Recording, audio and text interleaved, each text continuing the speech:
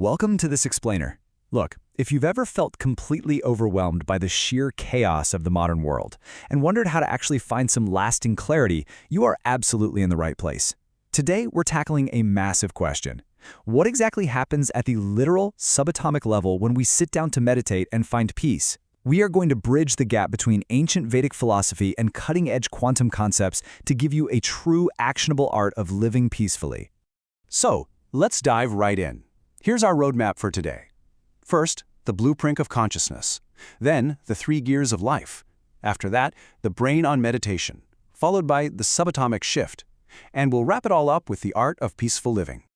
All right, let's kick things off with Section 1, the blueprint of consciousness, exploring the ultimate reality. To really understand our inner workings, we have to pull from 2 incredibly foundational pillars of philosophy. Now, the Upanishads are deeply contemplative. They're constantly asking this massive, universe-sized question, what is ultimate reality?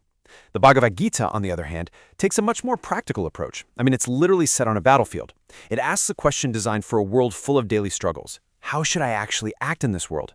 So, think of the Upanishads as giving us the deep theory, while the Gita hands us the battlefield-tested action plan. And there is this brilliant quote that perfectly illustrates the theory we're starting with. The Brihadaranyaka Upanishad says that pure consciousness has entered into our biological bodies up to the tip of the nails, as a razor may be put in its case. That's a vivid image, right? It tells us that your physical body is just the casing, but the sharp, defining reality inside of you, that is pure consciousness itself. Moving on to Section 2, the 3 gears of life, where we'll unpack the gunas. In Chapter 14 of the Bhagavad Gita, our daily struggles are explained through 3 distinct modes of nature, which are known as the gunas. The first one is sattva. This is the quality of goodness, purity, clarity, and calmness. Think of sattva like the steering wheel of a car. It provides the direction, the wisdom, and the peace you need to actually navigate life's twists and turns safely. When sattva is active, you're making good choices and you just feel balanced. Next up, we have rajas. This is the quality of passion, action, and desire. Basically, it's your car's accelerator. And look, rajas is absolutely essential. It's what gives us the drive to go to work, to study, to compete, to get things done. But if you slam on the gas without holding the steering wheel, that same restless energy can make us greedy, anxious, and pretty reckless. Finally, there's tamas. This is the quality of ignorance, heaviness, and laziness. It functions as the brakes of the car. And again, brakes are totally necessary. We literally need tamas to sleep, rest, and recover from the day. But when you overuse those brakes, it leads to apathy, confusion, and just a total lack of motivation. There's actually a really fascinating analogy used to describe how these interact. Imagine a balloon filled with gas. The balloon represents your soul, and it desperately wants to fly free up into the sky, which represents pure consciousness. But it's tied down by a string. That string? Those are the 3 gunas. They literally tie our higher consciousness down to the limitations, the doubts, and the struggles of the physical world. Let's transition to Section 3, the brain on meditation, where modern science finally meets ancient wisdom. So, we hear all the time that meditation balances us.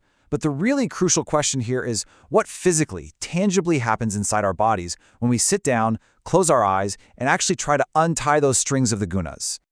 This is where the bridge between physics and philosophy gets wild. A recent paper in the International Journal of Indian Psychology proposes that we have a literal microbody inside us. This microbody is made up of 3 interconnected subcomponents: mind, intellect, and ego. And each of these further divides into gross and subtle layers. So this isn't just a poetic metaphor. The researchers are proposing a quantifiable subatomic framework for human consciousness. And modern neuroscience actually reflects this inner structural shift.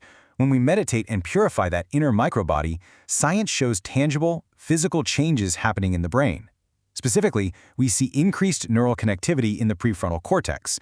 Now, this is the exact area responsible for emotion regulation and attentional control. So, by balancing those gunas, you are quite literally rewiring your brain's hardware for psychological balance. Section 4, the subatomic shift, looking at quanta of interaction. When we look at how our inner being interacts with the outer world, imagine a pyramid-like capsule structure. This shows that our conscious and subconscious minds actually act as filters.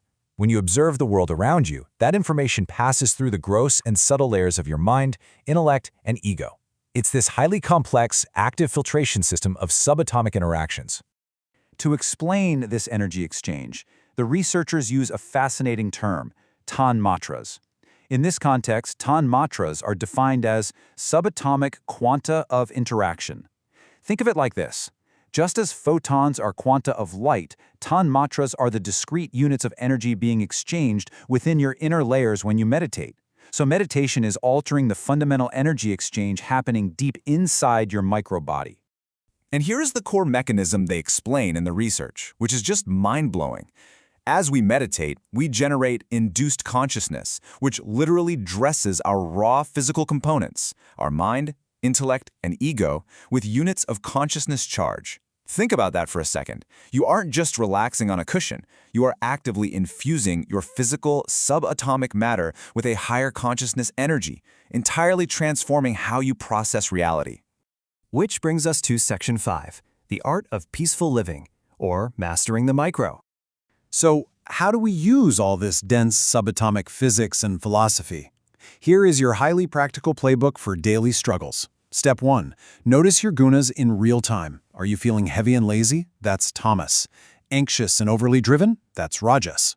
Step 2. Use sattva, your wisdom and clarity to grab the steering wheel and course correct. And Step 3. Meditate. Deliberately sit down to change your subatomic state by dressing your mind with that consciousness charge. And the source texts give us very specific modern world ways to actively increase your sattva on a daily basis. It starts with really simple choices, eating clean, homemade food instead of junk, practicing morning yoga or Surya Namaskar to channel your energy, reading positive, grounding texts every day, and consciously choosing to speak truthfully and kindly. These aren't just nice habits, they are literal subatomic interventions that strengthen your steering wheel. As you strive to excel in life, I want you to remember this brilliant advice from the Bhagavad Gita. Better is one's own dharma, though imperfectly performed, than the dharma of another well performed. Finding peace in your career, your family, your life, it doesn't mean being flawless, and it certainly doesn't mean trying to copy somebody else's path. It means authentically performing your own specific duties, anchored in sattva, without obsessing over the results. Because ultimately, the goal of this entire explainer is to show you the final destination. We use sattva to guide us, yes, but the ultimate goal described in the Gita is to eventually rise completely above all three gunas, to just untie the balloon entirely. When you do that, you become a pure observer, a steady, unshakable presence that is totally untouched by the chaotic push and pull of pain, pleasure, success, or failure. So I'm going to leave you with this thought to carry into the rest of your day.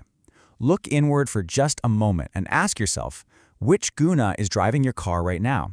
Is it the heavy brakes of tamas, the reckless accelerator of rajas, or the steady steering of sattva? The subatomic science shows you have the literal power to change it. So, are you ready to take the wheel? Thanks for joining me on this explainer, and keep exploring.